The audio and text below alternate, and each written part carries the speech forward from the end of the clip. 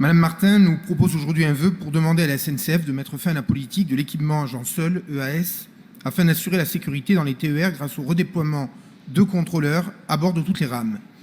Bien entendu, nous sommes favorables à tout ce qui peut améliorer la qualité des services publics et en particulier la sécurité dans les trains régionaux. Cependant, ce vœu amène quelques remarques de notre part. Tout d'abord, Madame Martin, votre texte nous interroge en premier lieu parce que ce dispositif EAS a été mis en œuvre progressivement à partir du 1er janvier 2002. Or, sauf erreur de ma part, le ministre en charge des Transports à l'époque n'était autre que Jean-Claude Guessot. Il me semble que vos tendances politiques ne sont pas très éloignées, vous devriez donc lui en demander des comptes. En outre, votre texte nous interroge parce que si vous étiez réellement préoccupé par la sécurité de nos compatriotes dans les TER, vous auriez voté pour notre proposition d'instaurer un régime de gratuité pour les forces de l'ordre dans les transports régionaux lors de l'assemblée plénière du 3 novembre 2017.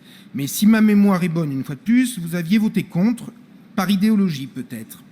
Et enfin, votre texte nous interroge parce que, d'après le cadre juridique en vigueur, la mise en place de cette EAS doit se faire en concertation avec les autorités organisatrices régionales au travers des conventions.